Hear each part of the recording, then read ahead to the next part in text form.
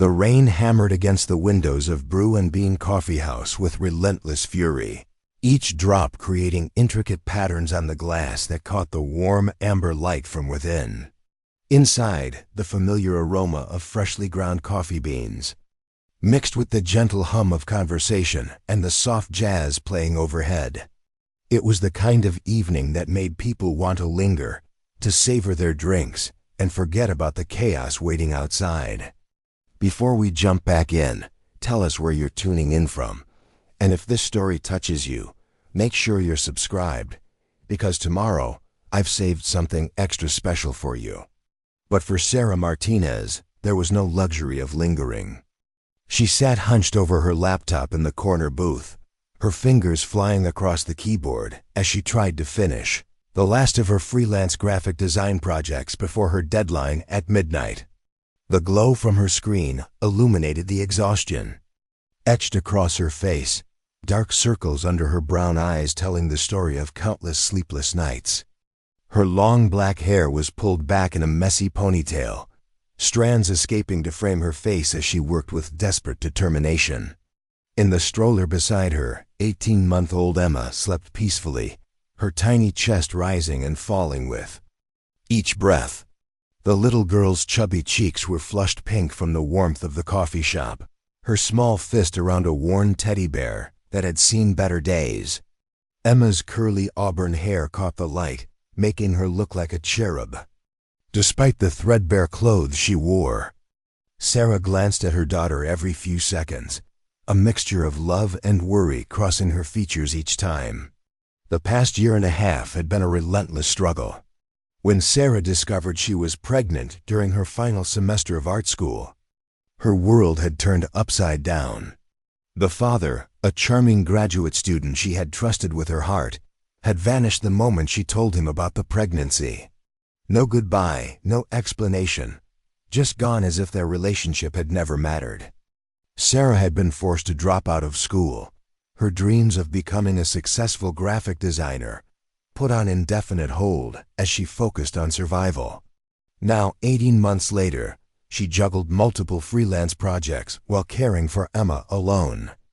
In their tiny studio apartment on the outskirts of Seattle, the rent was 3 weeks overdue, the electricity bill sat unopened on her kitchen counter, and her refrigerator contained little more than baby formula and expired yogurt. Every project she completed brought in just enough money to keep them afloat for another week, maybe 2 if she was lucky.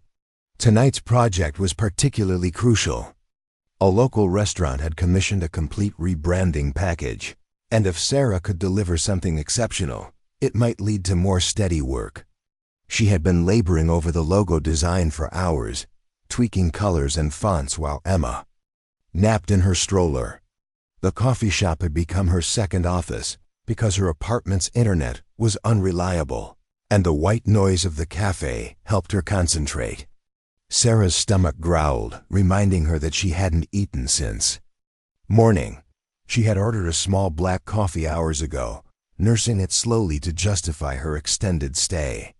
The baristas knew her by now and didn't mind her camping out as long as she wasn't taking up space during busy periods. She glanced at the menu longingly, knowing that the sandwich she craved would cost money she couldn't spare. Emma's needs always came first.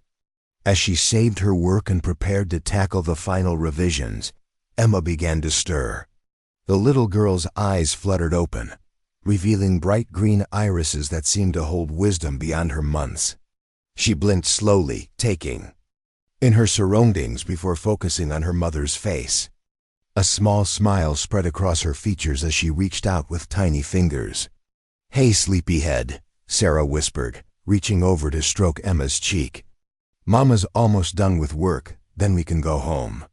Emma gurgled happily, her small hands grasping at the air.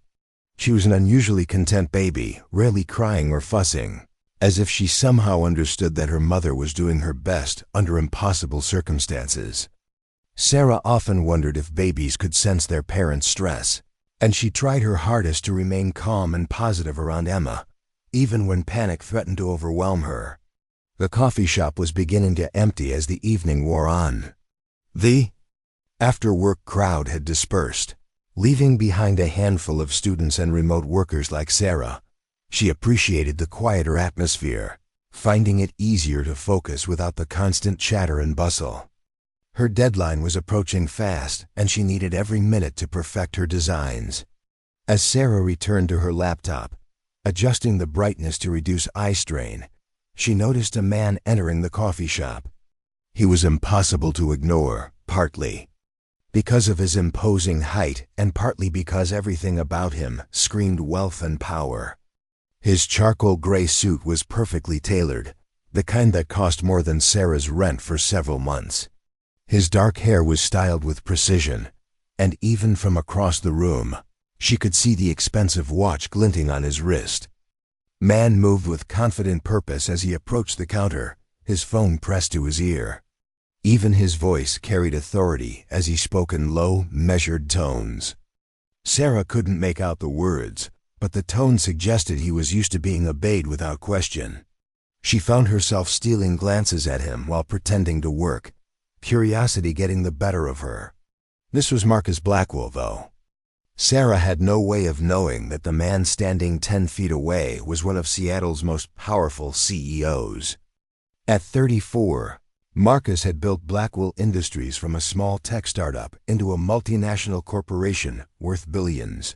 He was known for his sharp intellect, ruthless business tactics, and complete dedication to his work. The business.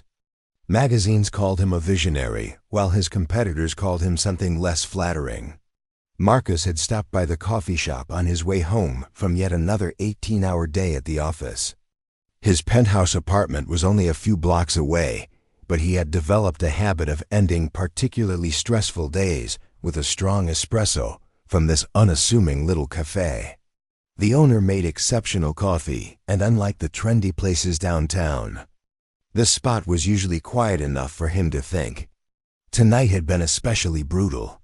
A major acquisition had fallen through at the last minute, costing his company millions and forcing him to restructure several departments. He had spent the day in back-to-back meetings, fielding angry calls from investors and trying to salvage what he could from the failed deal. His assistant had rescheduled his dinner plans twice before finally canceling them altogether. As Marcus waited for his order, he found his gaze drawn to the corner booth where Sarah sat working. There was something about her intense concentration that reminded him of himself during his early days building the company. She was clearly exhausted, but her dedication was evident in the way she hunched over her laptop, completely absorbed in her task. The baby sleeping beside her added an element that made him pause. Marcus had never given much thought to families or children. Preparing and narrating this story took us a lot of time, so if you are enjoying it, subscribe to our channel. It means a lot to us. Now back to the story. His life was consumed by quarterly reports, board meetings, and strategic planning. He had built walls around his personal life, keeping relationships superficial and temporary. Work was predictable, controllable, and rewarding in ways that emotions never could be. He had convinced himself that this was enough, that success and power were adequate substitutes for the messier aspects of human connection. Yet something about the scene in the corner booth stirred an unfamiliar feeling in his chest. Perhaps it was the tenderness with which the young mother looked at her child, or maybe it was the determination he recognized in her posture. Whatever it was, he found himself studying them with more interest than he typically showed strangers. Sarah, unaware of the scrutiny, saved her work once more and stretched her aching shoulders. Hours of hunching over her laptop had left her neck stiff and her back sore. She checked the time and felt a surge of panic. It was already 9:30, and she still had several hours of work ahead of her. Emma would need to be fed soon, and then there was the challenge of getting them both home on the bus in the pouring rain. Emma had begun to fuss slightly, making small whimpering sounds that Sarah recognized as early hunger cues. She reached into her worn diaper bag and pulled out a bottle, grateful that she had prepared it earlier. As she lifted Emma from the stroller, the little girl's fussing intensified slightly. drawing a few glances from other patrons. "Sweetheart," Sarah murmured, settling Emma in her lap and offering the bottle. "I know you're hungry." "Mama's got you." Emma latched onto the bottle eagerly, her small hands wrapping around Sarah's fingers as she fed. The sight never failed to fill Sarah with overwhelming love, even in the midst of her stress and exhaustion. This tiny person depended on her completely, and that responsibility was both terrifying and motivating. Every late night, every missed meal, every sacrifice was worth it to see Emma healthy and happy. As Emma fed, Sarah tried to continue working. One-handed, making minor adjustments to her design with her free hand while supporting her daughter with the other. It was an awkward arrangement, but she had learned to adapt to the challenges of working while caring for a baby. Some days she felt like she was failing at both roles, but tonight she was determined to succeed. Marcus collected his espresso from the barista and, instead of leaving immediately as was his custom, found himself selecting a table with a clear view of the corner booth. He told himself he was simply enjoying his coffee in a comfortable environment, but the truth was more complex. There was something magnetic about watching this young mother navigate her obvious challenges with such grace. He observed as she struggled to work while feeding her baby, noting the practiced efficiency with which she managed both tasks. Her laptop screen reflected in her eyes, showing colorful graphics that suggested she was some kind of designer. The quality of her work, visible even from his distance, impressed him. The logos and layouts on her screen showed real talent and creativity. As Marcus sipped his espresso, his phone buzzed with another urgent email. His assistant was forwarding contract revisions that needed his review before morning, and his lawyer was requesting a conference call to discuss the failed acquisition. The familiar weight of responsibility settled on his shoulders as he considered the long night of work still ahead of him. But instead of immediately diving into his phone, Marcus found himself continuing to watch the mother and child. The baby had finished her bottle and was now contentedly playing with her mother's necklace, a simple silver chain that caught the light as she moved. The young woman was back to typing with both hands, occasionally pausing to kiss the top of her daughter's head or adjust her position. There was something peaceful about the scene that stood in stark contrast to Marcus's high-stress existence. He couldn't remember the last time he had experienced such simple contentment, the quiet satisfaction of caring for someone else's needs above his own. His world was filled with power plays and strategic maneuvering, where every interaction served a purpose and every relationship was transactional. Emma had grown drowsy after her feeding, her eyelids growing heavy as she rested against her mother's chest. Sarah swayed gently as she worked, an unconscious motion that seemed to soothe both herself and her daughter. The rhythm was hypnotic, and Marcus found himself relaxing in ways he rarely experienced anymore. As the minutes passed, Emma's breathing became deeper and more regular, signaling that she was falling asleep. Sarah continued her gentle swaying motion while typing, her movements economical and practiced. She was clearly accustomed to multitasking in ways that Marcus, despite his demanding schedule, had never had to master. The coffee shop continued to empty around them, leaving only a few dedicated patrons scattered throughout the space. The baristas were beginning their closing routine, wiping down tables and putting away supplies. Sarah glanced up from her screen, noting the time with obvious concern. She would need to wrap up her work soon and figure out how to get herself and Emma home in the storm. Marcus finished his espresso but made no move to leave. He found himself genuinely curious about this woman's story, wondering what circumstances had led her to spend her evening working in a coffee shop with a baby in tow. His business instincts, finely tuned after years of reading people and situations, told him that she was dealing with more than just the usual challenges of new motherhood. As if sensing his attention, Sarah looked up from her laptop and briefly met his gaze across the room. The eye contact lasted only a moment before she returned to her work, but Marcus caught a glimpse of intelligence and determination in her. brown eyes. There was also something else, a vulnerability that she was trying hard to conceal. Emma had fallen into a deeper sleep. Her small body relaxed completely against her mother's chest. Sarah's movements became even more careful as she continued working, clearly reluctant to disturb her daughter's peaceful slumber. The laptop screen cast a soft glow over both of them, creating an almost ethereal scene that Marcus found unexpectedly moving. His phone buzzed again, this time with a call from his head of acquisitions. Marcus glanced at the screen and then at the sleeping baby across the room.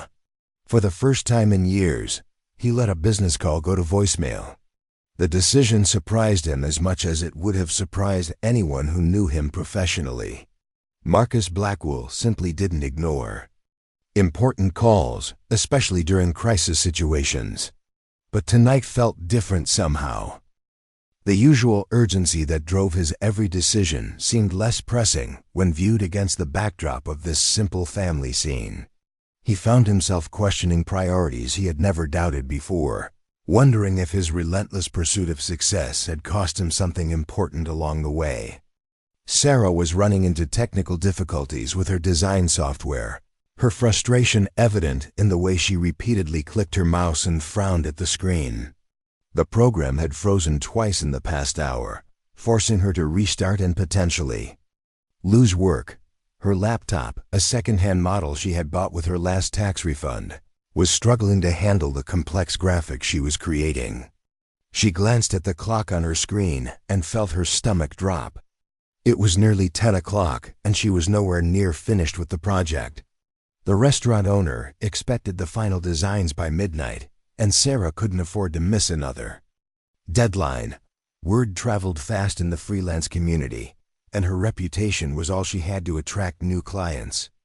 Emma stirred slightly in her sleep, making small sounds that indicated she might be entering a lighter sleep phase. Sarah held her breath, praying that her daughter would remain asleep for at least another hour. If Emma woke up now, there would be no chance of finishing the project on time.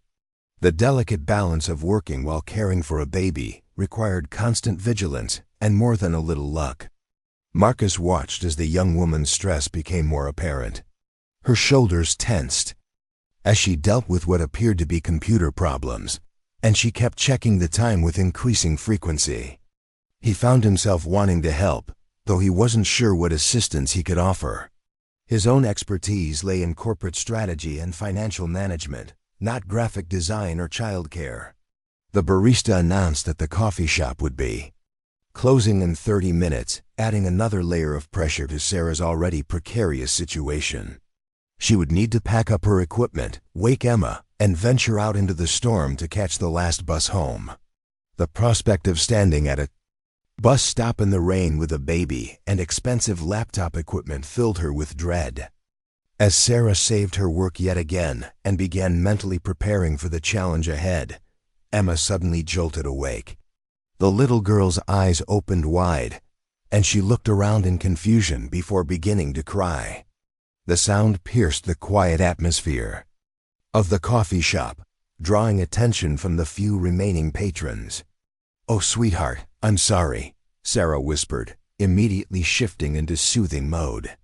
She stood up carefully, bouncing Emma gently while making soft shushing sounds.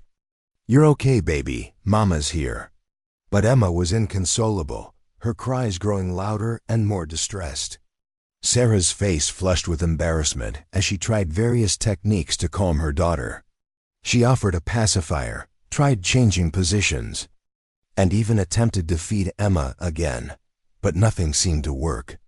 The baby's cries echoed through the nearly empty coffee shop, making Sarah acutely aware of the attention she was drawing. Marcus found himself rising from his table before he had fully processed the decision. There was something about the mother's obvious distress that compelled him to act, overriding his usual inclination to avoid personal involvement with strangers. He approached their booth slowly, not wanting to startle either the woman or her crying child. "Excuse me," he said softly, his deep voice carrying easily over Emma's cries. "I'm sorry to intrude, But is there anything I can do to help? Sarah looked up at him in surprise, her eyes wide with a mixture of embarrassment and desperation. Up close, Marcus was even more imposing than he had appeared from across the room. His presence filled the space around their booth, and Sarah found herself momentarily speechless. Men like this didn't typically offer assistance to struggling single mothers in coffee shops. That's very kind, but... Sarah began, then stopped as Emma's cries intensified. She was clearly at the end of her rope, juggling a crying baby, unfinished work, and the pressure of the approaching closing time. I think she's just overstimulated. Sometimes when she sleeps in public places, she wakes up confused. Marcus nodded thoughtfully, studying the crying baby with unexpected interest.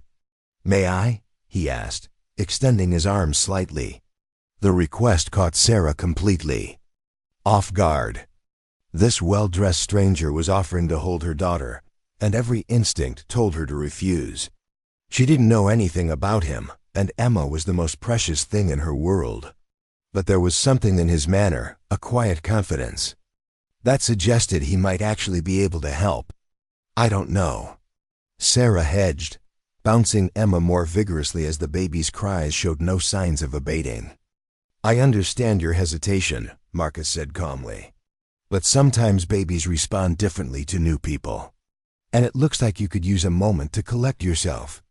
There was no judgment in his voice, only genuine concern. Sarah looked into his gray eyes and saw something that surprised her. Beneath the obvious wealth and power, there was a gentleness that she hadn't expected.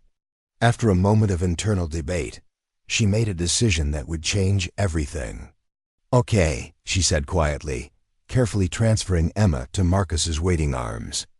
But if she doesn't stop crying, I'll take her right back. The moment Emma settled into Marcus's embrace, something remarkable happened. The baby's cries began to soften, her sobs becoming hiccups as she looked up at this new face with curious eyes. Marcus held her with surprising competence, supporting her head properly and maintaining a steady, calming rhythm as he swayed slightly. Hello there, little one, Marcus murmured, his voice taking on a tone Sarah had never heard from him before. It was warm, gentle, almost tender. What's all this fuss about? Emma's cries diminished to quiet whimpers as she studied Marcus's face with intense concentration. Her small hand reached up to touch his chin, and he smiled down at her with an expression of wonder that transformed his entire countenance. The powerful businessman seemed to melt away, replaced by someone softer and more approachable. Sarah watched in amazement as her inconsolable daughter settled completely in this stranger's arms. Emma's breathing evened out, and her eyelids began to grow heavy again. Within minutes, she was dozing peacefully against Marcus's chest, her small fist clutching the lapel of his expensive suit. How did you do that? Sarah asked in a whisper, afraid to speak too loudly and disturb the fragile peace. Marcus looked down at the sleeping baby in his arms, his expression unreadable. I'm not sure, he admitted. Sometimes babies just need a change of perspective. The coffee shop had grown even quieter around them, with only the soft sounds of the baristas cleaning up in the background. Sarah found herself studying this mysterious man who had somehow worked magic on her daughter. There was something different about the way he held Emma, a natural ease that suggested he wasn't entirely unfamiliar with babies, despite his polished exterior. I should let you get back to your work, Marcus said after a moment, but he made no move to return Emma to her mother. The baby had settled so completely that disturbing her seemed almost cruel. Actually, Sarah said hesitantly, if you don't mind holding her for just a few more minutes, I could try to finish this project. I have a deadline at midnight, and... She trailed off, realizing how presumptuous her request might sound. Marcus looked down at Emma, who was sleeping peacefully in his arms, then back at Sarah. Of course, he said simply. Take all the time you need. Sarah felt a rush of gratitude so intense it brought tears to her eyes. Thank you, she whispered. You have no idea how much this means to me." As Sarah returned to her laptop with renewed energy, Marcus settled into the booth across from her, careful not to disturb Emma's sleep. He found himself studying the baby's features more closely, noting the way her long eyelashes cast shadows on her cheeks and how her tiny fingers curled around the fabric of his suit jacket. There was something profoundly peaceful about holding this sleeping child. Marcus couldn't remember the last time he had experienced such simple, uncomplicated contentment. His days were filled with complex negotiations, strategic planning, and high-stakes decision-making. The weight of a sleeping baby in his arms was unlike any responsibility he had ever carried, yet it felt surprisingly natural. Sarah worked with renewed focus, her fingers flying across the keyboard as she made the final adjustments to her designs. Every few minutes, she would glance up to check on Emma and found herself repeatedly amazed by the sight of her daughter sleeping so peacefully in a stranger's arms. There was something almost surreal about the scene, as if she had stepped into an alternate reality where powerful businessmen spent their evenings soothing crying babies in coffee shops. As the minutes passed, Sarah began to notice details about the man holding her daughter. His suit was clearly expensive, tailored to perfection, and made from fabric that probably cost more than her monthly income. His watch was the kind she had seen in magazine advertisements, the sort of luxury item that existed in a world far removed from her daily struggles. Yet despite these obvious markers of wealth, he seemed completely at ease in the humble coffee shop, content to sit quietly while a baby slept in his arms. "What kind of work do you do?" Marcus asked softly, nodding toward her laptop screen where vibrant logos and marketing materials were taking shape. "Graphic design," Sarah replied, not looking up from her work. "Freelance mostly. This is for a restaurant that's rebranding. Not glamorous, but it pays the bills." She paused, then added with a self-deprecating smile, "Well, sometimes it pays the bills." Marcus studied the designs on her screen with genuine interest. Even from his angle, he could see that her work was sophisticated and creative, far superior to much of the marketing material he saw in his professional life. "You're very talented," he said, and there was no condescension in his voice, only honest appreciation. Sarah looked up in surprise, unused to professional compliments from strangers. "Thank you," she said simply, then returned to her work with a slight flush coloring her cheeks. As Sarah put the finishing touches on her project, Emma began to stir in Marcus's arms. The baby's eyes fluttered open, and she looked up at him with the serious expression that babies sometimes wear when they're trying to process new information. Instead of crying, she simply studied his face with intense curiosity. "Well, hello again," Marcus murmured, his voice soft and warm. "Did you have a nice nap?" Emma made a small cooing sound and reached up to touch his face again, her tiny fingers exploring the unfamiliar features. Marcus found himself smiling genuinely for the first time in weeks, perhaps months. There was something about this innocent interaction that reached past all his carefully constructed defenses. Sarah saved her final files and began the process of uploading them to the client server, relief flooding through her as she realized she would meet her deadline after all. "I can't thank you enough," she said to Marcus, her voice thick with emotion. "You literally saved my project tonight." "It was my pleasure," Marcus replied, and he meant it completely. Holding Emma had been unexpectedly soothing, a respite from the constant pressure of his professional life. "She's a beautiful child. She's my whole world," Sarah said simply, the truth of that statement evident in every word. As the upload completed, Sarah began packing up her equipment, the reality of their situation reasserting itself. The coffee shop was closing, the storm outside showed no signs of abating, and she still faced the challenge of getting herself and Emma home safely. The brief respite that Marcus had provided was ending, and she would need to return to managing everything alone. Marcus seemed to sense her renewed anxiety as she prepared to leave. Emma was still content in his arms, but he knew he would need to return her soon. The thought of watching this young mother venture out into the storm with a baby and expensive equipment troubled him more than he cared to admit. "The weather is pretty terrible out there," Marcus observed, glancing toward the rain-streaked windows. "Do you have reliable transportation home?" Sarah's hesitation before answering told him everything he needed to know. "We'll be fine," she said, but her voice lacked conviction. "The bus stop isn't too far, and I have an umbrella."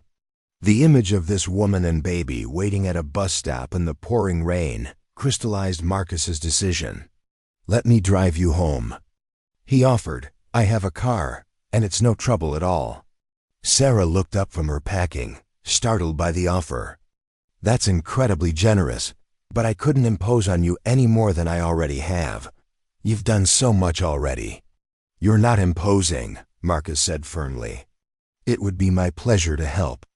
Besides," he added with a gentle smile, "I think Emma and I have become friends. I'd hate to see her get caught in this storm."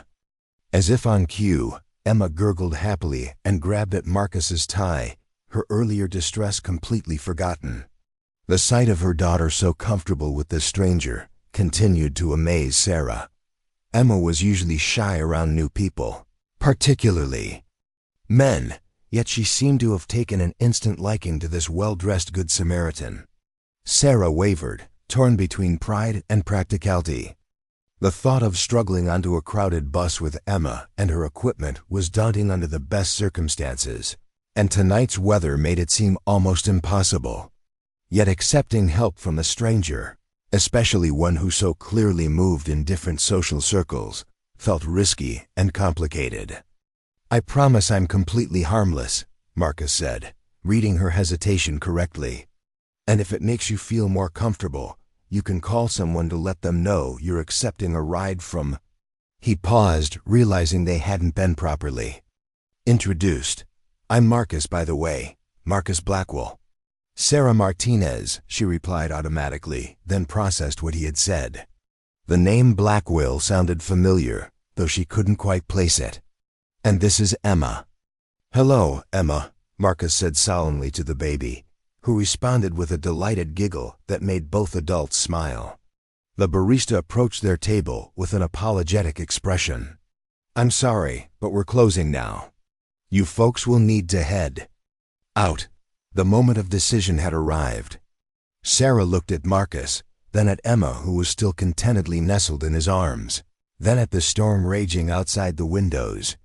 Pride warred with practicality, but ultimately her daughter's welfare tipped the scales. "Okay," Sarah said quietly. "If you're sure it's not too much trouble, I would appreciate a ride home." Marcus's smile was warm and genuine. "No trouble at all. My car is just around the corner." As they prepared to leave the coffee shop, Sarah gathered Emma's diaper bag and her laptop case while Marcus continued to hold the baby. Emma seemed perfectly content to remain in his arms, making small happy sounds as they moved toward the door. The sight of this powerful businessman cradling her daughter with such care was something Sarah knew she would remember for a long time. The barista held the door open for them as they stepped out into the storm. The rain was coming down in sheets, driven by gusts of wind that made it difficult to see more than a few feet ahead. Marcus immediately moved to shield Emma from the weather, using his body as a barrier while Sarah pulled up her hood and clutched her laptop bag protectively. "This way," Marcus called over the sound of the storm, leading them around the corner to where a sleek black sedan waited under a streetlight. The car was clearly expensive, its pristine exterior gleaming despite the rain. Marcus quickly unlocked it and opened the passenger door for Sarah before moving around to help her get Emma settled. The interior of the car was luxurious beyond anything Sarah had ever experienced. The leather seats were soft and perfectly maintained, and the dashboard looked like something from a spaceship with its array of digital displays and controls. Everything about the vehicle spoke of wealth and sophistication, reinforcing the growing sense that Marcus operated in a world far removed from her own. Marcus helped Sarah secure Emma in his arms while she fastened her seatbelt, the baby remaining remarkably calm throughout the process. As they settled into the warm, dry interior, Sarah felt a profound sense of relief. The storm that had seemed so threatening just moments before was now safely outside, reduced to streams of water running down the windows. "Where to?" Marcus asked as he started the engine, which purred to life with barely a whisper of sound. Sarah gave him her address, feeling slightly embarrassed by the neighborhood she lived in. It was a far cry from the upscale areas where someone like Marcus probably spent his time, a collection of aging apartment buildings that housed struggling families and young professionals just starting out. But Marcus simply programmed the address into his GPS without comment or judgment. As they drove through the storm-darkened streets, Sarah found herself stealing glances at the man who had so unexpectedly entered her evening. Emma had fallen asleep again in his arms, her small body completely relaxed against his chest. There was something almost magical about the way her daughter had taken to him, as if some invisible bond had formed between them. "Thank you again." "For everything," Sarah said softly, not wanting to wake Emma. "I honestly don't know what I would have done tonight without your help." Marcus glanced over at her, his expression thoughtful. "Sometimes we all need a little help," he replied.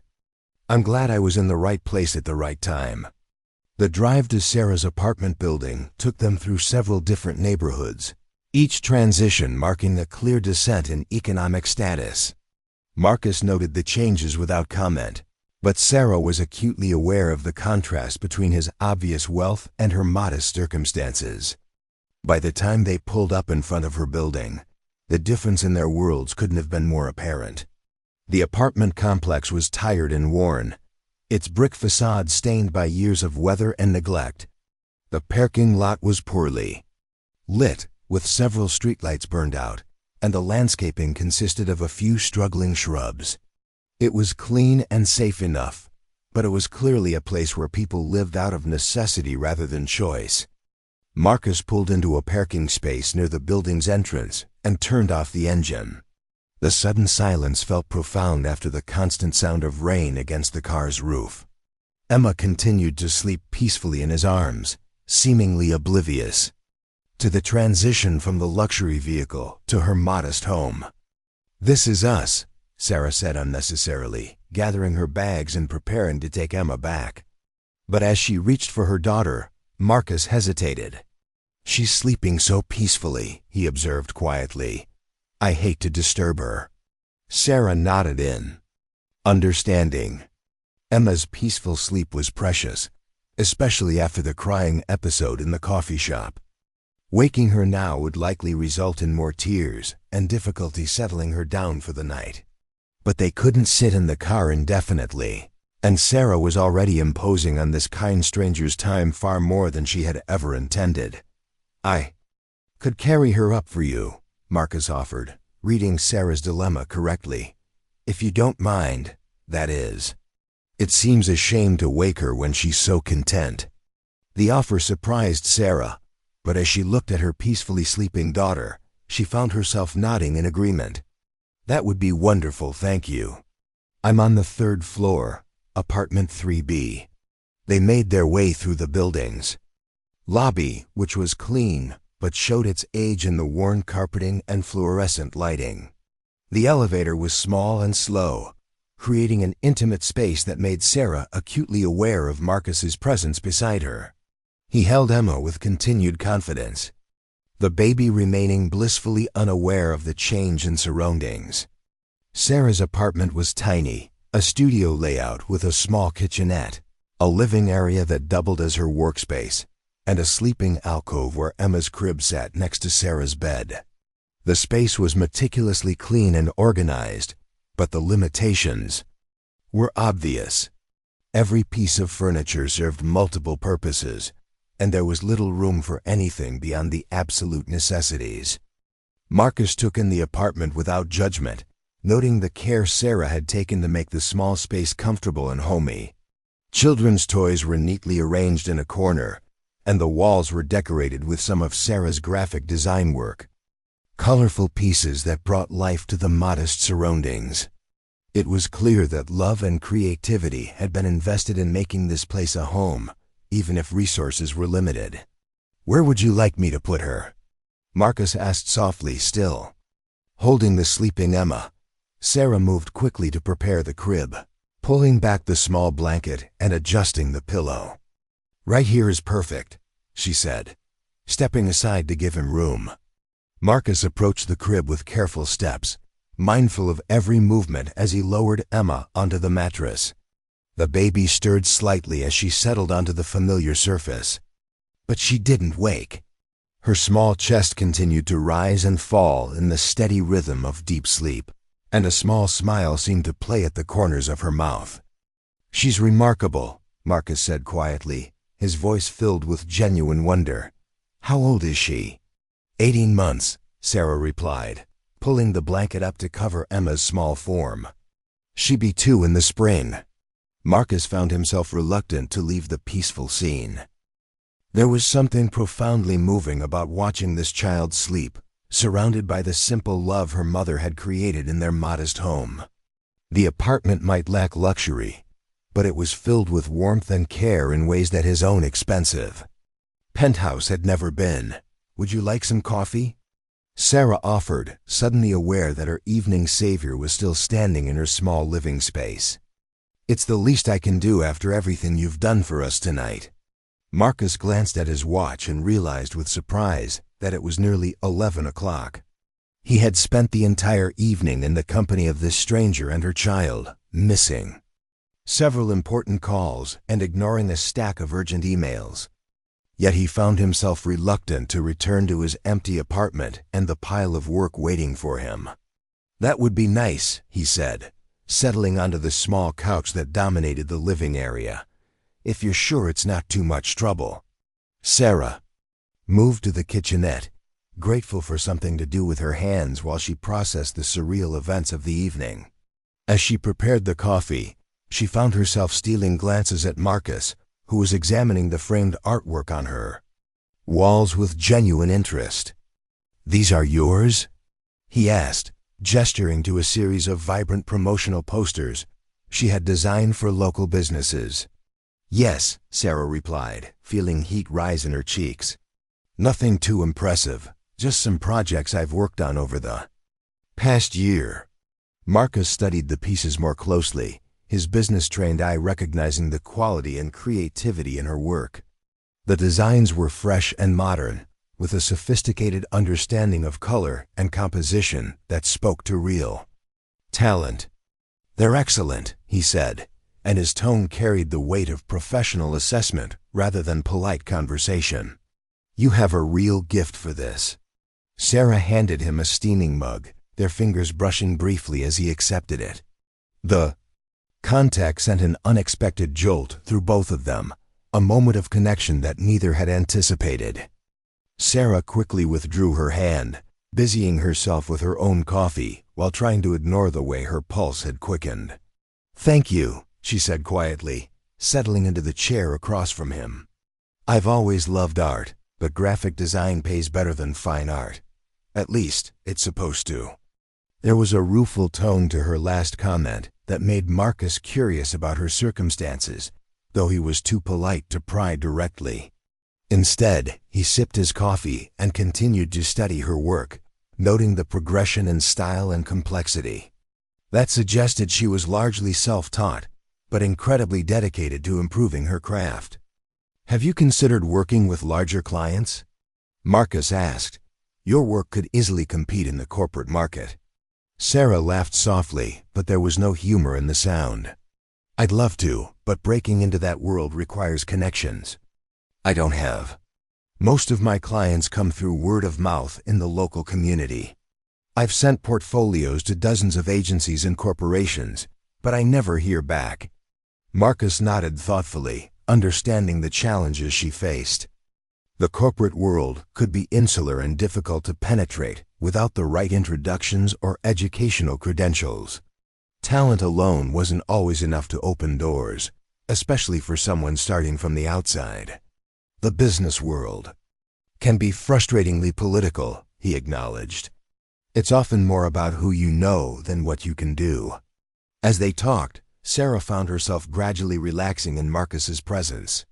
Despite his obvious wealth and sophistication, he seemed genuinely interested in her thoughts and experiences. There was no condescension in his questions, no sense that he was talking down to her because of their different circumstances. For the first time in months, she was having an adult conversation about her work and aspirations with someone who understood the professional world. Marcus, meanwhile, was discovering layers to Sarah that intrigued him far beyond her obvious talent and dedication as a mother. She was intelligent and articulate, with insights about design and marketing that impressed him. Her struggles hadn't made her bitter or resentful. Instead, they seemed to have strengthened her resolve and sharpened her focus on what truly mattered. The conversation flowed naturally between them, touching on everything from design, trends to the challenges of freelance work to their respective views on art and creativity. Marcus found himself sharing thoughts and opinions he rarely discussed with anyone, drawn out by Sarah's genuine curiosity and thoughtful responses. "What about you?" Sarah asked eventually. "What kind of work do you do that keeps you out until 11 on a weeknight?" Marcus hesitated, suddenly aware that he hadn't actually told her about his professional life. The evening had been so refreshingly free from the usual discussions of business and wealth that he had forgotten most people in Seattle would recognize his name and company. In Sarah's world, he was simply the kind stranger who had helped with her crying baby, not the CEO whose face appeared regularly in business publications. "I'm in technology," he said finally, choosing the simplest explanation: software development and business solutions. It tends to involve long hours and frequent crisis management. Sarah nodded in understanding, having worked with enough small tech companies to know how demanding the industry could be. "That explains the expensive suit and the late-night coffee runs," she said with a small smile. Marcus smiled back, appreciating her directness. "Something like that. Though I have to say, tonight turned out much better than I expected when I stopped for my usual espresso." The comment hung in the air between them, loaded with implications that neither was quite ready to explore. There was an undeniable connection forming, something that went beyond gratitude for his help or curiosity about her circumstances. Yet both were acutely aware of the vast differences in their situations, obstacles that seemed nearly insurmountable. Emma stirred in her crib, making small sounds that indicated she might be entering a lighter sleep phase. Sarah immediately tensed, prepared to spring into action if her daughter woke fully and needed attention. But after a moment, Emma settled back into deeper sleep, her breathing returning to the steady rhythm that indicated she would likely sleep through the night. "She's been sleeping better lately," Sarah said, partly to fill the silence and partly because she felt the need to explain her obvious anxiety about disturbing Emma. "The first year was pretty rough. I think I forgot what a full night's sleep felt like." Marcus watched the tender expression that crossed Sarah's face as she looked toward her daughter's crib. There was such fierce love there, such dedication to this small person who depended on her completely. It was a kind of devotion he had never experienced himself, either as a recipient or as someone capable of giving it. "It must be incredibly challenging, raising her on your own," Marcus said gently, hoping he wasn't overstepping boundaries. Sarah's expression tightened slightly, the walls going up as they always did when the conversation turned to her personal circumstances. "We manage," she said simply. "Emma's a good baby, and I've learned to adapt." The deflection was polite but clear, and Marcus respected it, even as his curiosity about her situation intensified. There was a story there, he was certain, probably involving disappointment and betrayal that had left her wary of depending on others. The protective instincts she displayed weren't just about her daughter, they extended to herself as well. They sat in comfortable silence for a few minutes, both lost in their own thoughts. The storm outside continued to rage, rain lashing against the small windows and wind howling around the building. Sarah found herself grateful once again for Marcus's kindness in driving them home. The thought of waiting at a bus stop in this weather with Emma and her equipment was almost unbearable. "I should probably let you get home," Sarah said eventually, though she was reluctant to end the evening. It had been so long since she had enjoyed adult conversation that didn't revolve around work deadlines or Emma's needs. "You've already given up your entire evening to help a complete stranger." Marcus glanced at his watch again, surprised to realize they had been talking for over an hour. His phone had been buzzing intermittently with calls and messages, but for once in his adult life, he had ignored them completely. The urgent crises that usually consumed his attention seemed less important when viewed from Sarah's cozy apartment. "I suppose I should," he agreed reluctantly. "Though I have to say, this has been the most enjoyable evening I've had in quite some time." Sarah felt her cheeks warm at the compliment, unused to such direct appreciation from someone like Marcus.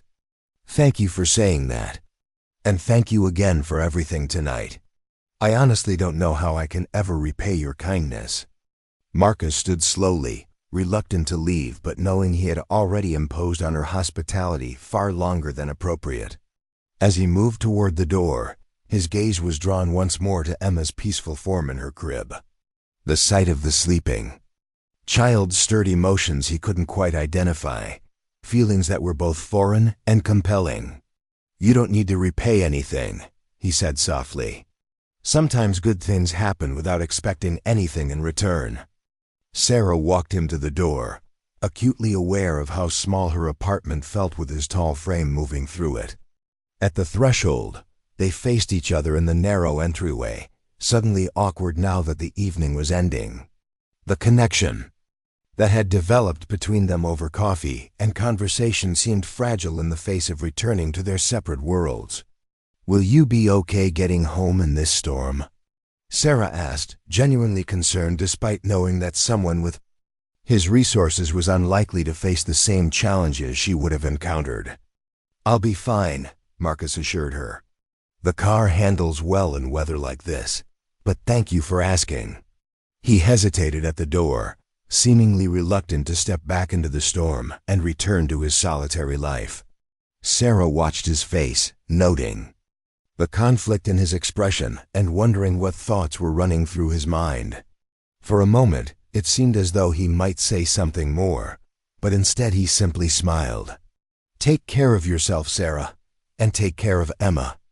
"We will," Sarah replied, her voice barely above a whisper. "Thank you for everything, Marcus, really." Marcus stepped out into the hallway, and Sarah closed the door softly behind him, not wanting to wake Emma with any sudden sounds. She pressed her back against the door and closed her eyes, trying to process everything that had happened in the span of a few hours. A simple coffee shop encounter had turned into something she couldn't quite define, leaving her with feelings she wasn't prepared to examine too closely. Outside in the hallway, Marcus stood for a moment before the elevator, struck by an unexpected reluctance to leave. The evening had been unlike anything he had experienced in years, perhaps ever. The simple pleasure of holding a sleeping baby, the genuine conversation with someone who saw him as just a person rather than a powerful businessman, the warmth of being welcomed into a home filled with love despite its modest circumstances. All of it had touched something in him that he had thought was permanently closed off. The elevator arrived with a soft ding, and Marcus stepped inside, pressing the button for the ground floor. As the elevator descended, he found his thoughts returning again and again to the image of Emma sleeping so peacefully in his arms, and to Sarah's face as she worked with such determination to provide for her daughter. There was something about that small family that had gotten under his skin in ways he couldn't fully understand.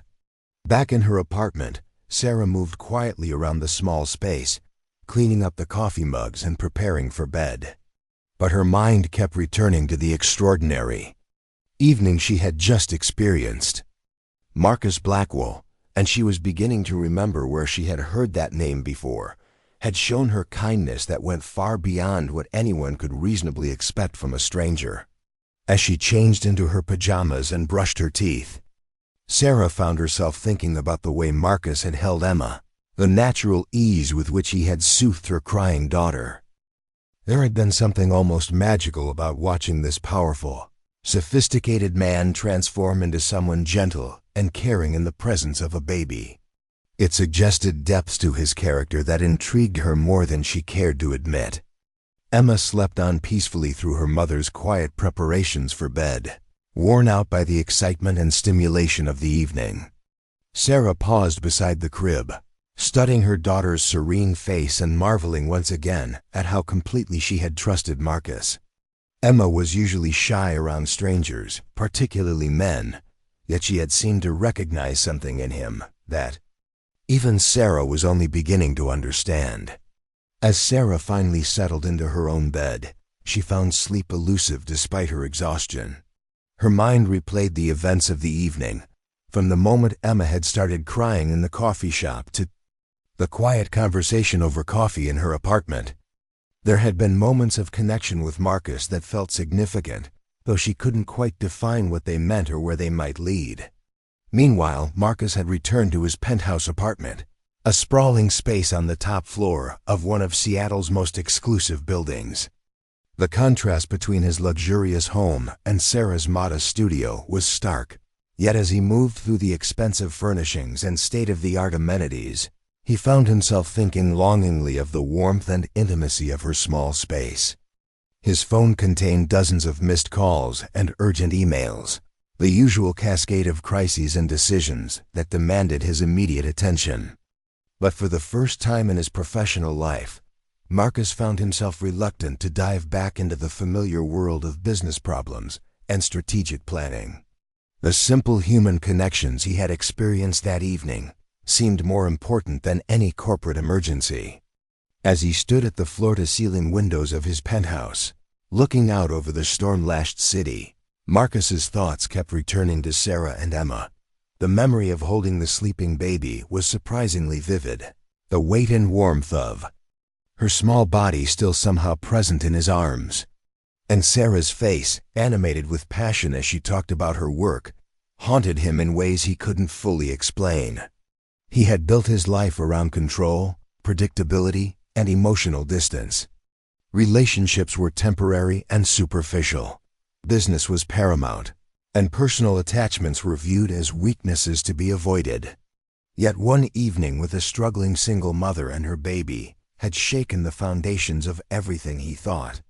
He believed about himself and what mattered in life. Both Sarah and Marcus fell asleep that night with their thoughts full of each other, neither fully understanding the significance of what had begun in a small coffee shop during a Seattle storm. The morning would bring them back to their separate realities, Sarah to her freelance deadlines and the constant challenge of making ends meet, Marcus to his boardrooms and billion-dollar decisions. But something had fundamentally shifted in both their lives, a connection forged that would prove impossible to forget or dismiss. The memory of Emma sleeping peacefully in Marcus's arms would linger with both adults, a symbol of possibilities neither had dared to imagine before their paths crossed on that stormy evening. As dawn approached and the storm finally began to subside, both Sarah and Marcus lay awake in their respective beds, staring at their ceilings and wondering what the future might hold. Neither could have predicted that this was only the beginning of a story that would challenge everything they thought they knew about love, family, and the courage required to open one's heart to the possibility of something extraordinary.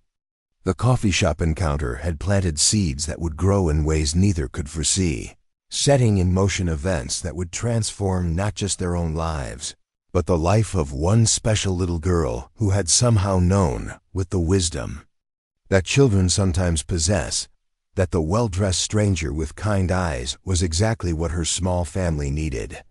3 days had passed since the storm, yet Marcus found himself unable to concentrate on anything for more than a few minutes. At a time, his executive assistant, Jennifer, had commented twice on his unusual distraction during important meetings, and he had caught himself staring out his office window more times than he cared to count. The view from the 42nd floor of the Blackwell Industries Tower normally provided him with a sense of accomplishment and control, but lately it only reminded him of the small apartment building across town where Sarah and Emma lived their quiet life. The stack of contracts on his mahogany desk remained largely untouched, despite containing deals worth millions of dollars that required his immediate attention. His legal team was waiting for his review of a major acquisition proposal, and his board of directors expected his strategic recommendations by the end of the week. Yet every time Marcus tried to focus on the familiar world of profit margins and market analysis, his thoughts drifted to the memory of Emma's small hand clutching, his tie and Sarah's grateful smile as she worked on her laptop. Marcus had built his reputation on decisive action and unwavering focus. Business associates described him as laser-focused, someone who could analyze complex situations quickly and make difficult decisions without hesitation. He prided himself on compartmentalizing his life, keeping personal matters separate from professional responsibilities. Yet 3 days after meeting Sarah and Emma, he found that particular skill completely abandoned him. Jennifer knocked on his office door and entered with her usual professional efficiency, carrying another stack of documents that required his signature. She was a competent woman in her 50s who had worked for Marcus for over 8 years, managing his schedule and handling his correspondence with the discretion that his position demanded. She knew him well enough to recognize when something was affecting his normally precise routine. The Morrison Group is still waiting for your response to their partnership proposal, Jennifer said, placing the papers on his desk with practiced precision. They've called 3 times this morning, asking when they can expect to hear from you. Marcus nodded absently, his gaze returning to the window where afternoon sunlight was beginning to slant through the Seattle skyline. Tell them I'll have an answer by tomorrow, he said, though he made no move to examine the proposal that could potentially expand his company's operations into 3 new markets. Jennifer hesitated, studying her employer's unusually distant demeanor. In all her years working for him, she had never seen Marcus Blackwell appear so preoccupied with matters outside the office. His legendary attention to detail seemed to have evaporated, replaced by a restless energy that was completely at odds with his typical composed professionalism. Is there anything else you need me to handle today? Jennifer asked carefully. You seem to have a lot on your mind lately. Marcus turned from the window, suddenly aware that his distraction was becoming noticeable to others. The last thing he needed was for speculation about his mental state to circulate through the company or, worse, reach the business media that followed his every move. His reputation for unwavering focus was part of what made investors confident in his leadership. I'm fine, Marcus said, forcing himself to pick up the Morrison Group proposal and appear engaged with its contents. Just working through some strategic considerations that require careful thought. Jennifer nodded, though her expression suggested she wasn't entirely convinced. After she left his office, Marcus made a genuine effort to focus on the documents before him, reading through financial projections and market analyses with his usual thoroughness. But even as he absorbed the technical details, part of his mind remained occupied with questions he couldn't quite articulate. He found himself wondering what Sarah was working on that afternoon, whether she had found new clients to replace the restaurant project she had completed so successfully. The memory of her designs, vibrant and creative despite being created under pressure in a coffee shop, stayed with him more vividly than most of the marketing presentations he reviewed from expensive agencies. There had been something authentic and passionate about her work that stood out in his world of polished corporate communications. Marcus also wondered about Emma, whether the little girl was napping peacefully or exploring her small world with the curiosity he had glimpsed during their brief encounter. The memory of holding her sleeping form remained remarkably clear, more vivid than many experiences he had accumulated over the years. There had been something profoundly calming about that simple act of caring for another person, something that contrasted sharply with the competitive urgency that drove most of his daily interactions. By late afternoon, Marcus had managed to complete his review of the Morrison proposal and sign off on several other pending matters, but his productivity remained well below his usual standards. As evening approached and the office began to empty of employees heading home to their families, Marcus found himself facing the familiar prospect of another solitary evening in his penthouse apartment. The routine that had once satisfied him completely now seemed somehow insufficient. The expensive restaurants where he typically dined alone while reviewing business reports, the exclusive gym where he maintained his physical fitness, the cultural events he attended primarily for networking purposes, all of it felt hollow, in ways it never had before. The contrast with the warmth he had experienced in Sarah's modest apartment was impossible to ignore. Rather than heading directly home, Marcus found himself walking through downtown Seattle, ostensibly to clear his head and restore his usual focus. The evening was clear and cool, a sharp contrast to the storm that had raged 3 nights earlier. As he walked, he passed couples heading to dinner, families with children window shopping, groups of friends making plans for their evening entertainment. The city seemed filled with connections and relationships that he observed, but had never fully participated in. Without consciously planning the route, Marcus found his steps leading him toward the neighborhood where the coffee shop was located. He told himself he was simply taking a longer walk than usual, exploring parts of the city he rarely visited. But as he approached Brew and Bean, he acknowledged the truth. He was hoping for another chance encounter with Sarah and Emma. The coffee shop was busier than it had been during the storm, filled with the early evening crowd of students and professionals finishing their workday. Marcus ordered his usual espresso and selected a table with a clear view of the corner booth where Sarah had been working 3 days earlier. The booth was occupied by a young man with textbooks spread across the table, clearly a college student working on assignments that required the cafe's reliable internet connection.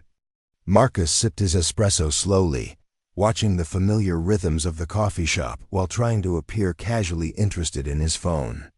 Customers came and went. The baristas maintained their efficient routine, and conversations flowed around him in the comfortable anonymity of a busy public space. Yet as the minutes passed without any sign of Sarah and Emma, Marcus began to feel slightly foolish for his transparent attempt to manufacture another meeting.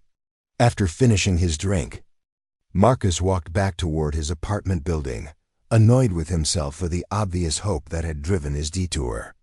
He was a successful businessman who commanded respect in boardrooms across the country, not a teenager hoping to run into someone he had developed a crush on. The fact that his thoughts kept returning to a woman he had known for a single evening suggested a loss of perspective that was both uncharacteristic and potentially problematic. Yet even as Marcus criticized his own behavior, he couldn't deny the genuine concern he felt for Sarah's circumstances. The brief glimpse he had gotten into her struggles, the late-night work sessions, the overdue bills she had mentioned, the obvious financial pressure that drove her to accept projects with impossible deadlines, had affected him more deeply than he cared to admit. In his world of abundance and luxury, her daily challenges seemed both foreign and remarkably courageous. Meanwhile, across town in her small apartment, Sarah was dealing with a crisis that would have seemed minor to someone with Marcus's resources but felt overwhelming given her limited options. Emma had developed a slight fever during the afternoon. Nothing serious enough to warrant a trip to the emergency room, but concerning enough to require careful monitoring and potentially a visit to the pediatrician if her condition worsened. Sarah had spent the day alternating between caring for her fussy daughter and trying to complete a rush project for a local bakery that needed new promotional materials before their weekend grand opening. The client had been understanding about the delayed timeline, but Sarah knew that reliability was crucial for maintaining the relationships that kept her business viable.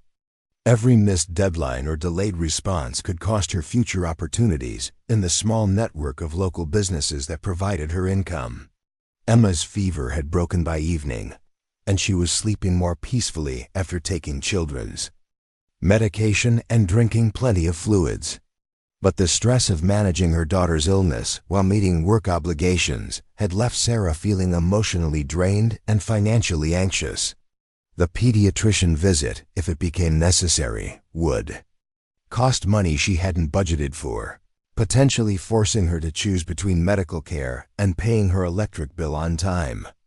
As she sat beside Emma's crib, watching her daughter's peaceful sleep and listening to her steady breathing, Sarah's thoughts drifted unexpectedly to Marcus.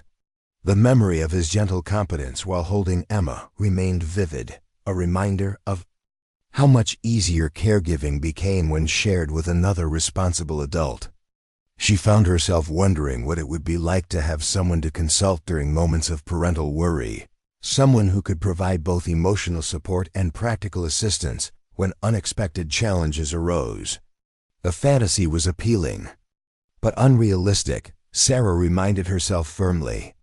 Marcus clearly moved in social and economic circles far removed from her own circumstances.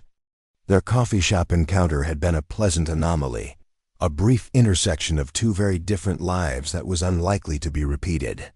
She was grateful for his kindness during a difficult evening, but expecting anything more would be setting herself up for disappointment.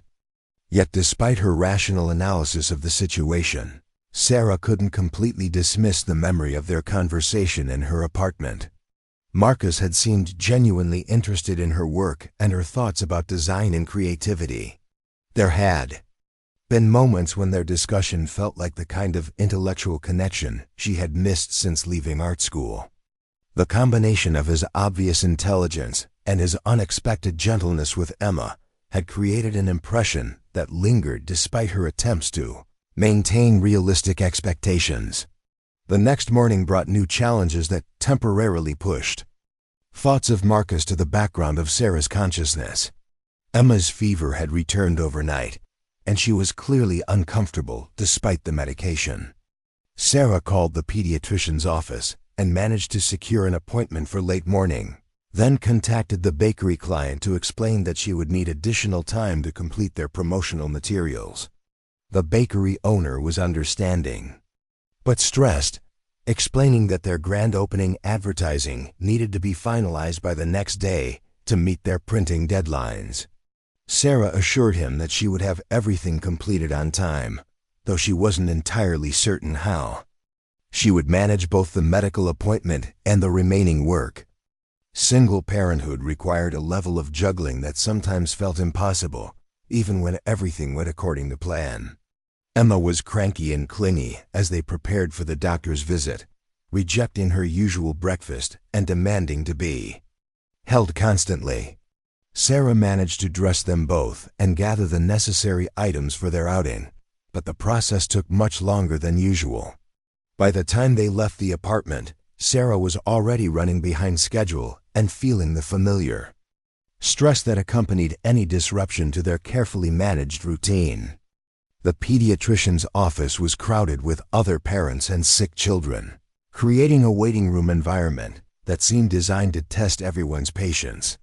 Emma was particularly fussy, crying intermittently and refusing to be comforted by her usual toys or books. Other parents offered sympathetic looks, recognizing the universal challenge of managing a sick child in a public setting. After an hour-long wait, the doctor confirmed that Emma had a minor viral infection that would resolve on its own with rest and continued medication. The relief Sarah felt was overwhelming, though the medical bill would still strain her already tight budget. As they left the office, Emma finally fell asleep in her stroller, exhausted by the morning's ordeal and beginning to feel better as the medication took effect. Sarah found herself walking slowly through downtown Seattle, reluctant to return immediately to the confines of their small apartment and the pressure of her work deadline. The afternoon was pleasant, with gentle sunshine that seemed to lift her spirits after the stressful morning. Emma continued to sleep peacefully, lulled by the motion of the stroller and the gradual improvement in her health. Without consciously planning the route, Sarah found herself approaching the business district where glass towers housed the corporations that seemed to exist in a different universe from her daily struggles. She had always been curious about the world of high-level business, wondering what it would be like to work in those gleaming offices, where important decisions were made that affected thousands of people's lives. As she paused at a crosswalk, waiting for the signal to change, Sarah noticed a familiar figure emerging from one of the most impressive buildings in the area. Marcus was unmistakable even at a distance, his confident stride and perfectly tailored suit marking him as someone accustomed to command and respect. He was surrounded by several other well-dressed individuals who appeared to be hanging on his every word, clearly subordinates or business associates seeking his approval or guidance. Sarah felt a flutter of recognition mixed with embarrassment, suddenly aware of how out of place she must look in this polished environment. Her jeans and casual sweater, appropriate for a pediatrician visit and afternoon walk, seemed shabby compared to the business attire worn by everyone around Marcus. The stroller and diaper bag marked her clearly as someone whose priorities and responsibilities were far removed from the corporate concerns that dominated this part of the city. Marcus was engaged in an animated discussion with his companions, gesturing as he made some point that seemed to require emphasis. Even from across the street, Sarah could see the authority and confidence that marked him as a natural leader, someone whose opinions carried weight and whose decisions influenced significant outcomes. The contrast with the gentle man who had soothed her crying baby was striking, yet both versions seemed authentic in their respective contexts. The light changed, and Sarah began pushing Emma's stroller across the street, hoping to pass unnoticed through the busy intersection. But as fate would have it, Marcus chose that moment to glance in her direction. Their eyes met across the crowded crosswalk, and Sarah saw immediate recognition in his expression, followed by something that might have been pleasure or surprise. Marcus excused himself from his business associates and began walking toward Sarah, his face lighting up with genuine warmth. The transformation from corporate executive to the caring man she remembered was instant and remarkable, as if he had shed one persona and assumed another in the span of seconds. "Sarah," Marcus said as he approached, his voice carrying the same gentle tone she remembered from their evening together. "What a wonderful surprise to see you." "Hello, Marcus," Sarah replied, suddenly self-conscious about her casual appearance and the obvious signs of their challenging morning. "We were just coming back from the doctor's office. Emma had a little fever, but she's feeling better now." Marcus immediately focused on the sleeping child in the stroller, his expression showing genuine concern. "Is she all right? Nothing serious, I hope?" The fact that his first thought was for Emma's well-being rather than exchanging pleasantries touched Sarah more than she expected. "Just a minor virus," she assured him. "The doctor said it should clear up in a day or two with rest and medication." Marcus nodded, clearly relieved by the news. "That's good to hear. These childhood illnesses can be frightening for parents, even when they're not serious." There was something in his tone that suggested personal understanding of parental worry, though Sarah couldn't imagine how someone in his position would have experience with such concerns. The comment seemed to slip out naturally, as if he were speaking from some reservoir of knowledge about child rearing that didn't match his bachelor lifestyle. "How are you feeling?" Marcus asked, studying Sarah's face with the kind of attention that suggested he was genuinely interested in her answer. "You look tired. Has this been going on long?" Sarah was surprised by his perceptiveness and his concern for her welfare as well as Emma's. "Just since yesterday evening," she said. "It's been a long night and morning, but we're managing." Marcus frowned slightly, clearly troubled by the image of Sarah dealing with a sick child alone through the night. That must have been difficult. Handling everything by yourself. "Is there anyone who can help you when situations like this arise?" The question highlighted the isolation that was one of the most challenging aspects of single parenthood, and Sarah felt a familiar tightness in her throat. "We're used to managing on our own," she said quietly, not wanting to elaborate on the absence of family support or reliable friendships that could provide backup during crises. Marcus seemed to understand the implications of her response, and his expression grew more serious. "Well, you're both clearly strong and capable," he said. "But everyone needs support sometimes. I hope you know that you shouldn't hesitate to ask for help when you need it." The offer was vague but seemed genuine, and Sarah found herself wondering if Marcus actually meant it or if he was simply being polite. In her experience, people often made generous gestures in conversation that they didn't expect to be taken seriously. Yet there was something in his manner that suggested his concern was authentic, not just social courtesy. Emma stirred in her stroller, making small sounds that indicated she might be waking up. Sarah immediately shifted into caretaking mode, checking to make sure her daughter was comfortable and prepared to address any needs that might arise. But Emma simply adjusted her position and continued sleeping, clearly still recovering from the stress of her illness and the morning's medical appointment. "She's been sleeping a lot today," Sarah explained, noting Marcus's attentive observation of Emma's movements. "The doctor said rest is the best medicine for what she has." Marcus nodded, then glanced at his watch before looking back at Sarah, with an expression that seemed to involve some internal debate. "I don't want to keep you if you need to get home," he said. "But would you consider joining me for lunch?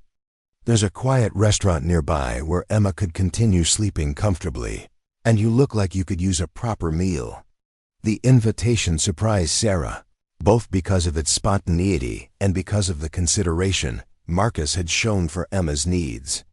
"That's very kind of you," she said hesitantly, "but I couldn't impose on your time. You were clearly in the middle of important business when I interrupted." Marcus dismissed her concern with a wave of his hand. "Nothing that can't wait," he said. "Besides, you didn't interrupt anything. I was just wrapping up a routine meeting. Please, I'd really like to treat you to lunch. Consider it a small way of making sure you're taking care of yourself while you're focused on taking care of Emma." The offer was tempting for multiple reasons. Sarah was indeed hungry, having skipped breakfast in the rush to get to the doctor's appointment on time. The prospect of a proper meal in a comfortable setting was appealing, especially since she had been living primarily on coffee and quick snacks while juggling Emma's care with her work deadlines. But more than the food, she found herself drawn to the possibility of more conversation with Marcus, a chance to explore the connection she had felt during their previous encounter. "All right," Sarah said, making the decision before she could overthink it. "But only if you're certain I'm not interfering with your schedule." Marcus's smile was immediate and warm. "I'm absolutely certain," he said. "In fact, you're improving my schedule considerably. I was dreading a working lunch with my accountants. This will be much more enjoyable." The restaurant Marcus selected was indeed quiet and comfortable, with widely spaced tables that provided privacy for conversation and enough room for Emma's stroller to sit beside their table without blocking traffic. The atmosphere was elegant but not intimidating, the kind of place where business meetings happened regularly, but families were also welcome. As they settled into their seats, Emma continued to sleep peacefully in her stroller, occasionally making small sounds but showing no signs of waking. Sarah found herself relaxing in the calm environment, grateful for the chance to sit down in a comfortable chair and focus on something other than the immediate demands of childcare and work deadlines. Marcus was an attentive host, ensuring that Sarah was comfortable and that their table's location provided easy access to Emma if she needed attention. He ordered sparkling water for the table and suggested several menu items that would be easy to eat quickly if Emma required immediate care. His thoughtfulness about the practical aspects of dining with a baby suggested either natural consideration or experience that Sarah couldn't quite place. "How has work been going since the other Night? Marcus asked after they had placed their orders.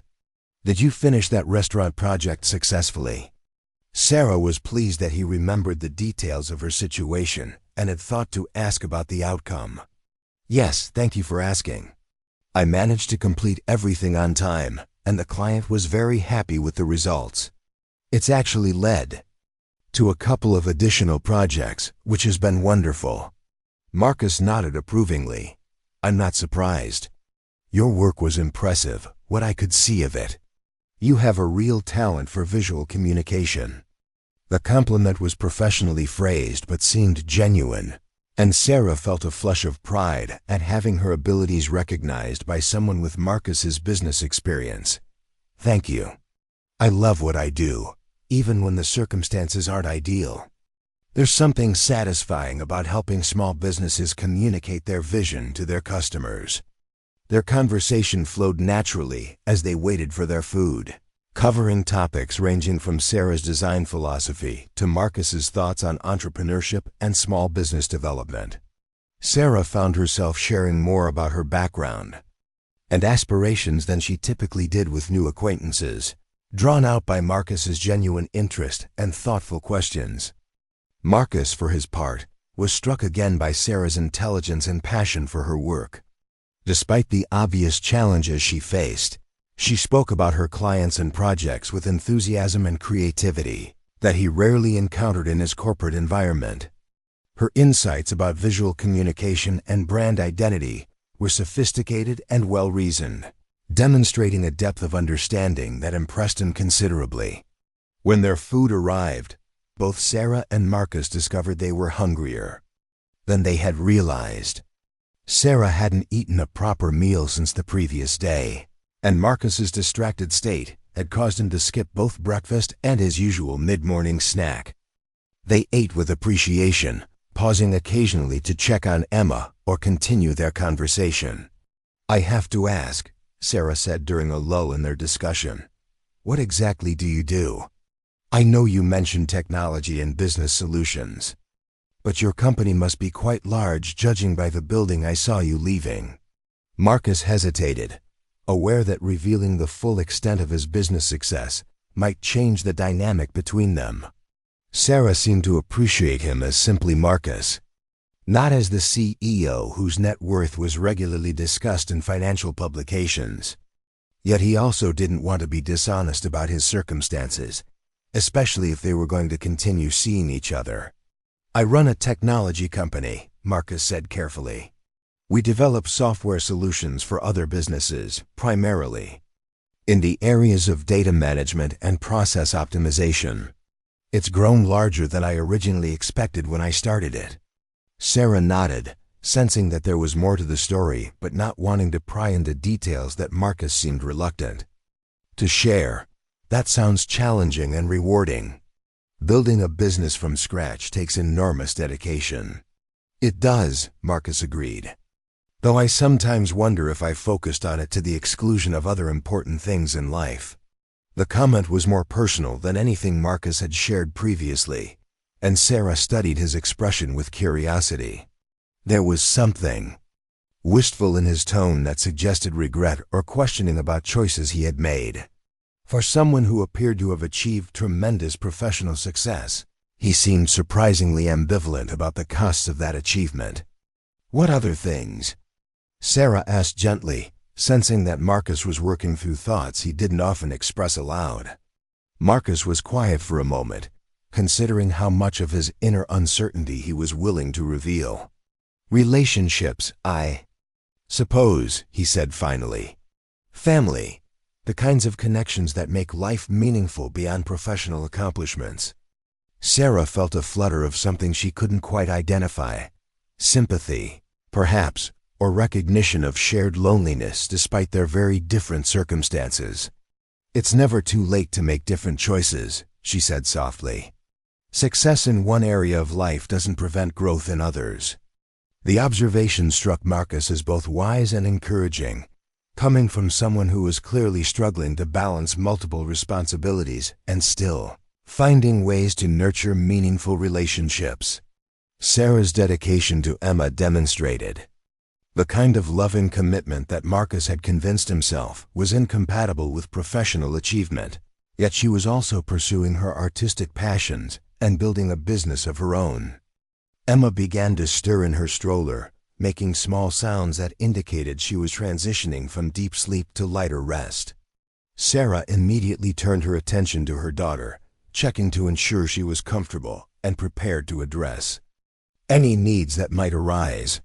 But Emma settled back into peaceful sleep after a brief moment of movement, clearly still tired from her illness and the medication.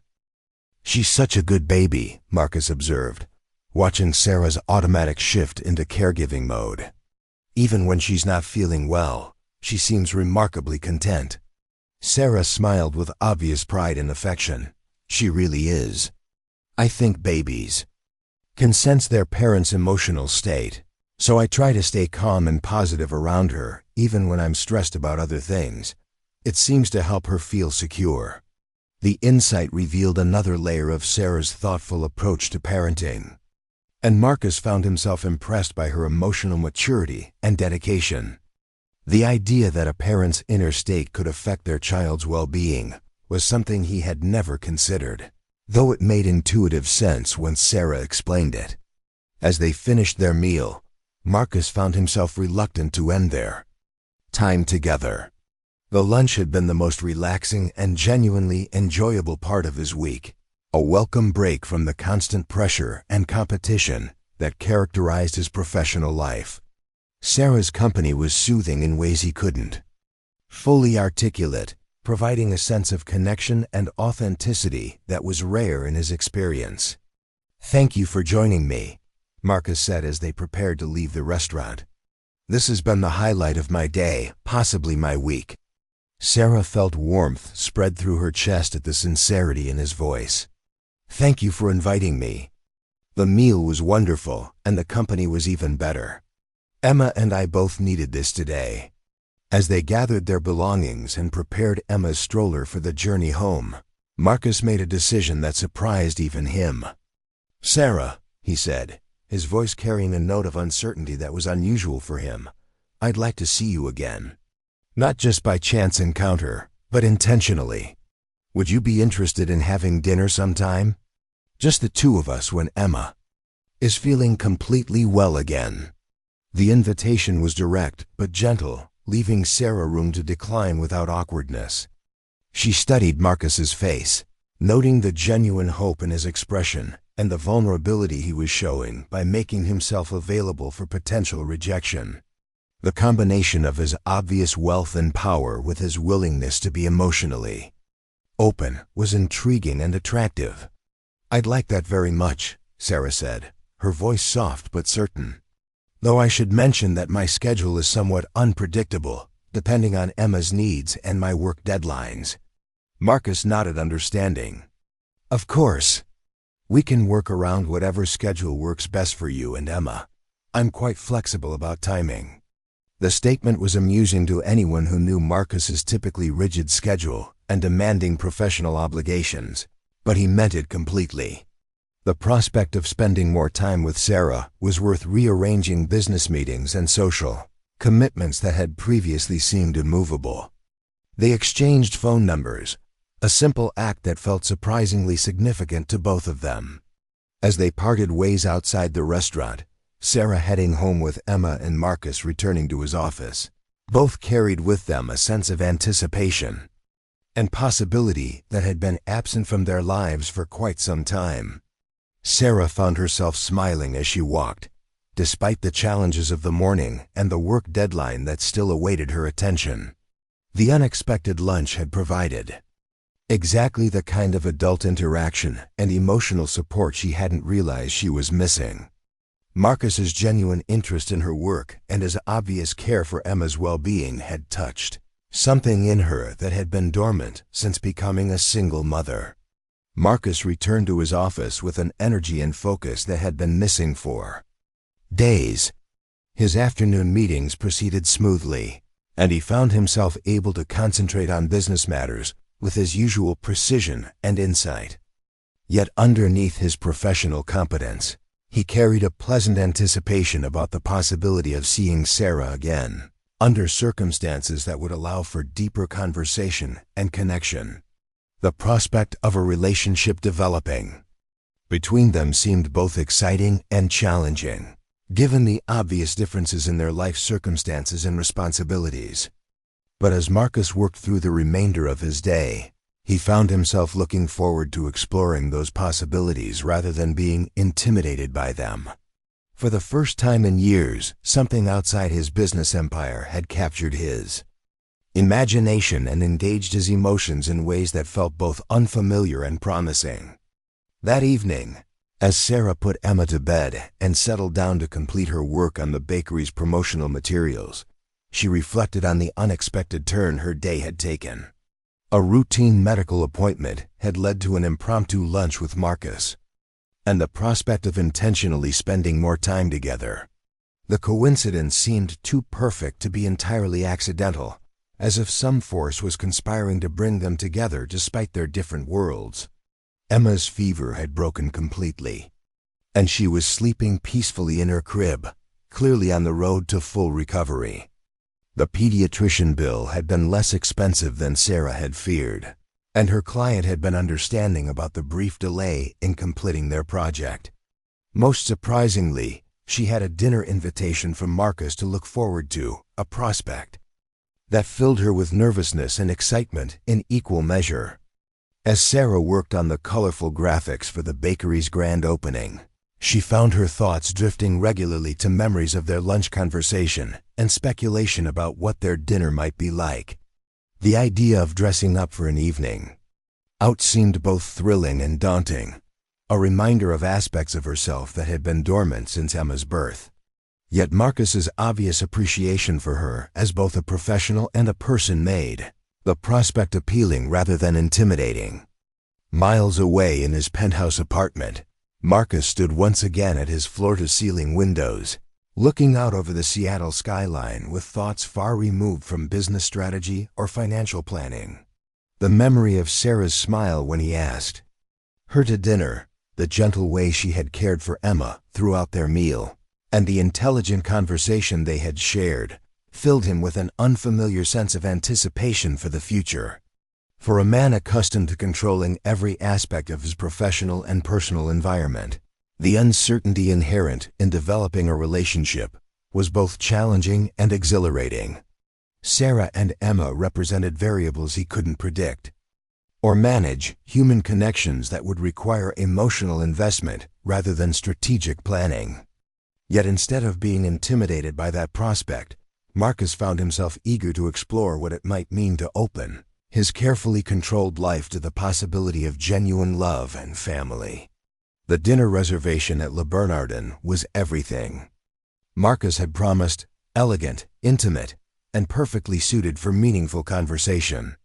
Sarah had spent the afternoon preparing, choosing her one good dress and arranging for Mrs. Chun from downstairs to watch Emma. The elderly woman had been delighted to help, cooing over Emma's cheerful recovery and insisting that Sarah deserved an evening out. Marcus arrived precisely on time, dressed in a dark suit that emphasized his commanding presence while somehow making him appear more approachable. When Sarah opened her apartment door, his expression of genuine admiration made her feel beautiful, in ways she had almost forgotten were possible. The drive to the restaurant was filled with easy conversation, both of them slightly nervous but excited about the evening ahead. Over dinner, their connection deepened beyond the initial attraction. Marcus spoke candidly about the loneliness of his success, admitting that building his empire had cost him meaningful relationships. Sarah shared her dreams of expanding her design business and her fears about providing adequately for Emma's future. Their conversation flowed naturally from professional aspirations to personal values, each discovering depths in the other that exceeded their initial impressions. The evening took an unexpected turn when Marcus's phone rang repeatedly with urgent calls from his office. A major client was threatening to terminate their contract unless Marcus personally handled a crisis that had erupted during their dinner. Sarah watched as Marcus struggled between his professional obligations and his desire to continue their evening together. "Go," Sarah said gently, recognizing the conflict in his expression. "This is important, and I understand." Marcus's relief was palpable, but so was his regret. "This isn't how I wanted tonight to end," he said, his voice filled with frustration. "Let me drive you home first." "I'll take a cab," Sarah insisted. "Handle your emergency. We can do this again." That simple statement, "we can do this again," meant more to Marcus than any declaration of love could have. As he reluctantly left to handle his business crisis, he carried with him the knowledge that Sarah understood the demands of his world without resenting them. The real test of their growing relationship came 3 weeks later when Emma developed a serious respiratory infection that required hospitalization. Sarah found herself alone in the pediatric ward at 2 in the morning, terrified and exhausted, as doctors worked to stabilize her daughter's breathing. Without thinking, she called Marcus. He arrived within 20 minutes, still wearing the suit from whatever late-night business meeting he had abandoned. Sarah collapsed into his arms in the hospital corridor, finally allowing herself to show the fear she had been suppressing. Marcus held her while she cried, then sat with them through the long night as Emma's condition gradually improved. "You don't have to stay," Sarah whispered as dawn broke through the hospital windows. "Yes, I do," Marcus replied simply, his arm tightening around her shoulders. Emma's recovery was swift once the proper treatment began, but the crisis had revealed something crucial to all three of them. When Emma woke up and saw Marcus sitting beside her hospital bed, she reached for him with the same natural trust she had shown that first night in the coffee shop. Marcus took her small hand in his larger one, and Sarah saw tears in his eyes. "Daddy's here," Emma said softly, the words slipping out as naturally as breathing. Marcus looked at Sarah, a question in his eyes that she answered with a nod. Neither of them spoke, but the understanding passed between them was profound. This wasn't just attraction or convenience. It was family forming itself around love and commitment. 6 months later, Marcus proposed not with grand gestures or expensive rings, but with a simple question asked while they were building blocks on the floor of Sarah's apartment with Emma. "Will you marry me and let me be Emma's father officially?" he asked, his voice steady despite the enormity of what he was offering. Sarah's answer was immediate and wholehearted. Yes. Their wedding was small and meaningful, held in the same park where they had taken Emma for countless afternoon walks. Emma served as their flower girl, scattering petals with gleeful abandon while wearing a dress that Marcus had insisted on buying for the occasion. As they exchanged vows, promising to build a life together based on love, trust, and shared responsibility, both knew they had found something worth more than all the wealth or success in the world. The penthouse apartment was transformed to accommodate their new family life. Marcus's sterile, expensive furniture was replaced with comfortable pieces that could withstand a toddler's enthusiastic play. His home office became Sarah's design studio, filled with bright colors and creative energy that breathed life into the formerly cold space. Marcus discovered that fatherhood suited him in ways he had never anticipated. He learned to read bedtime stories with appropriate dramatic flair, to kiss scraped knees better, and to find joy in Emma's daily discoveries about the world around her. His business associates were amazed by the change in him. He was still brilliant and driven, but he had found balance that made him more effective rather than less. Sarah's design business flourished with Marcus's support and connections, but more importantly, it grew because she now had the confidence and stability to pursue bigger clients and more ambitious projects. The partnership they formed professionally was as strong as their personal bond, each bringing unique strengths that complemented the other perfectly. Emma thrived in their blended family, secure in the love of two parents who had chosen each other and her with full awareness of what they were undertaking. She grew up understanding that love wasn't just about biology or traditional family structures, but about commitment, care, and the daily choice to put each other's well-being first. Years later, when business magazines asked Marcus about the secret to his continued success despite taking on family responsibilities, he would smile and say that love had made him stronger, not weaker.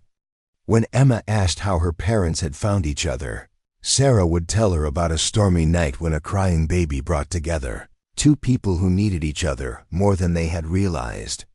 Their story became a testament to the power of unexpected connections and the courage required to remain open to love even when life has taught you to be self-reliant. In a coffee shop during a Seattle storm, three lives had intersected in ways that changed everything, proving that sometimes the most important encounters happen when you least expect them and need them most. Up next, you've got two more standout stories right on your screen. If this one hit the mark, you won't want to pass these up.